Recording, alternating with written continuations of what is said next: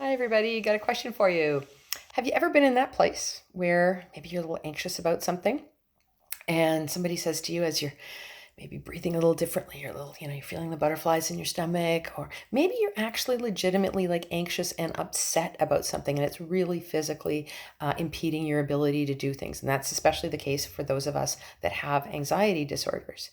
And somebody that's there with you says, well, why don't you just calm down? Talk about gas on a fire, huh? You're like, I can't calm down. And we're often made to feel that it's our fault that we can't calm down. Well, guess what? It's not our fault. Our brain isn't wired that way. Anxiety is a high arousal negative emotion, and your brain can't go from that high arousal state to a calm positive one without a few steps in between. And that's what I want to talk to you about today is one of the tools that I share in my workshops and as a keynote and the online communities, the work that I do.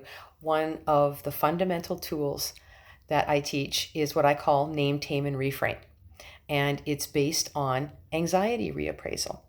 And what's interesting and the key turning point in anxiety reappraisal is the idea that, first of all, there's two fundamental turning points here. One is that, first of all, we do have to name it.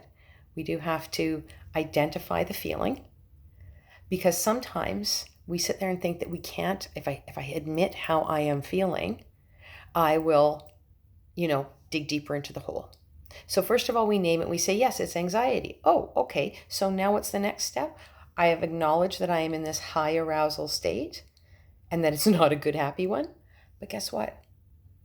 Our brains have a positive high arousal state that we can move over to much more easily and can be that transitional state that will eventually get us down to being calm. And that's excitement. So if we reframe our anxiety as excitement, then we can turn around and take that positive space and move down into a calmer, grounded one. And a great example is today.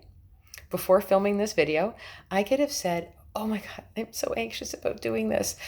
Am I going to mess up? Is there going to be a noise in the background that's going to be distracting? Do I have spinach in my teeth? Or, hey, just the fact that I am filming this and I'm this person that talks about superpowers and fandom as part of our mental health.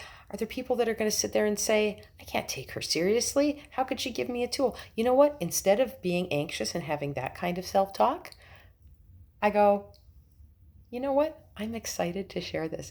I'm excited because I know that it's resonated with other folks.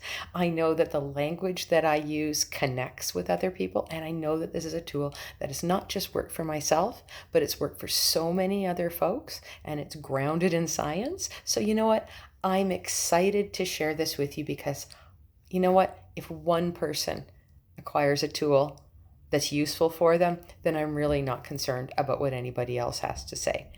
I'm really not concerned if you don't think I'm cool or not. I've got two boys that have basically spent their entire lives, telling me how cool I am not. So again, am I anxious about what I'm doing today? No, because I have named it and I have tamed and reframed it. I am excited to share this tool with you, and I hope you consider joining me, whether again it's at a keynote, at a live event, online, in a workshop, and learn more of these different tools. But in the meantime, keep name, tame, and reframe in your back pocket as a way of giving yourself that opportunity to take a positive outlook on a high arousal state that might not seem so positive at the moment, and as a way of grounding yourself. It's an excellent tool to keep and have ready at any time.